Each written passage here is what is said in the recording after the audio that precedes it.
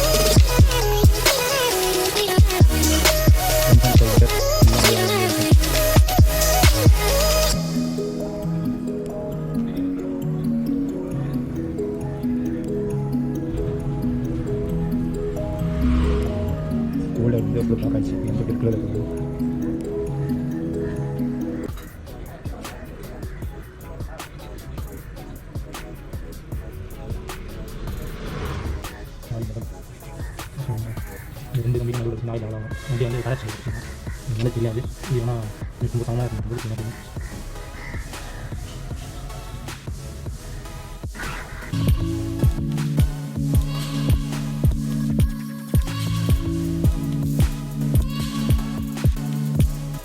வண்டி வந்து ஹீட்டாக இருக்கும்போது இந்த கேப்பை வந்து போயிட்டாதீங்க. கேப் வந்து ஸ்க்ராட்ச் ஆகாமல் இருக்க இந்த மாதிரி ஏதாவது கிளாத்தை விட்டு இது பண்ணுங்கள். அதோட கேப்போட கார்னர்லாம் பார்த்தீங்கன்னா இந்த மாதிரி கூலண்டோட இந்த மாதிரி அழுத்தம் இருக்கும். அதை வந்து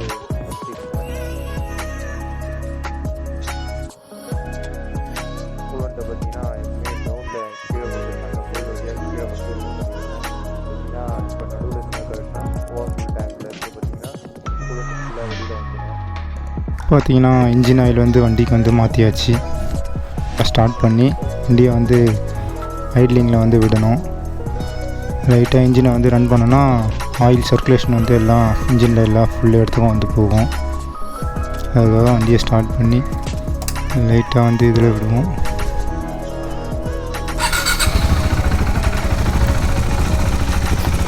வண்டியை வந்து ஃபுல்லாக ஸ்டார்ட் பண்ணிவிட்டு வண்டியை பார்த்திங்கன்னா இன்ஜினை வந்து ரன் பண்ணி விட்டுருணும். ஒரு 10 செகண்ட் வண்டி இன்ஜினை வந்து ரன் பண்ணி விட்டோன்னா ஆயில் வந்து பார்த்திங்கன்னா ஃபுல் இடத்துலையும் இன்ஜினில் மேலே எல்லா பாகங்களுக்கும் வந்து இதாகும். நீங்கள் முடிஞ்ச வரைக்கும் சைட் ஸ்டாண்டு போட்டு வந்து ஸ்டார்ட் பண்ணாதீங்க, வண்டியை வந்து நிமித்தி பிடிச்சிக்கங்க. ஏன்னா ஆயில் வந்து ஒரே சைட்லேயே வந்து ரொட்டேஷன் ஆகிட்டே இருக்கும்.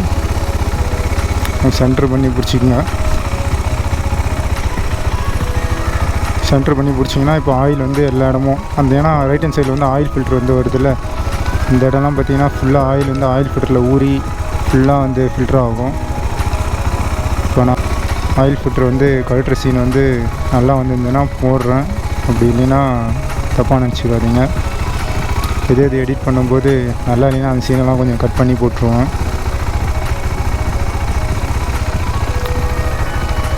இதே மாதிரி நீங்கள் பார்த்தீங்கன்னா ஆயில் சேஞ்ச் பண்ணும்போது ஆயில் கரெல்லாம் இந்த சைலன்சர் மேலே பட்டிருந்ததுன்னா நீங்கள் இந்த மாதிரி ஸ்டார்ட் பண்ணும்போது புகை வந்து வரும். ஆயில் வந்து இப்படி தோசை கல்லில் பார்த்திங்கன்னா ஆயில் இது பண்ணோன்னே ஹீட்டில் புகை வருது பார்த்திங்களா, அந்த மாதிரி புகை வந்து வரும். நீங்கள் வந்து என்னடா புகைலாம் வருது அப்படின்னு சொல்லி பயந்துடாதீங்க, ஏதாவது எரிஞ்சிட போகுது பற்றிக்க போகுதுன்னு. மற்றபடி வேறு எதுவும் இல்லைங்க. எல்லா போல்ட்டும் கரெக்டாக வந்து இன்ஜினில் வந்து டைட் பண்ணிட்டீங்களா அப்படின்னு ஒரு முறை செக் பண்ணிவிட்டு அப்புறம் இன்ஜினோட கார்டை வந்து மாட்டிடுங்க. அவ்வளோதாங்க. பார்த்தீங்கன்னா ஐட்லிங் வந்து இது பண்ணியாச்சு. ஓகே, இன்ஜின் வந்து இப்போ வந்து நல்லா ஃபுல்லாக ஃப்ரெஷ் ஆகிடுச்சு. இப்போ நம்ம மேக்ஸிமம் 4000லேருந்து 5000 6000 கிலோமீட்டரே வந்து ஓட்டலாம். நான் வந்து கிலோமீட்டர் வந்து சேஞ்ச் பண்ணிட்டேன். சர்வீஸ் அதில் பார்த்தா தெரியும், வரும் பாருங்கள்.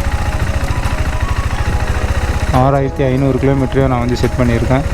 என்ன இருந்தாலும் ஒரு 4000 கிலோமீட்டர் வந்தோடனே நீங்கள் இன்ஜினை வந்து ஆயில் வந்து மாற்றிடுங்க, இன்ஜின் ஆயில். ஏன்னா இது வந்து அடித்து ஓட்டுற வண்டி, ரொம்ப ரேஷாக ஓட்டுவோம். இன்ஜின் தான் நம்ம இந்த வண்டிக்கு மெயின் நமக்கு. Okay, of.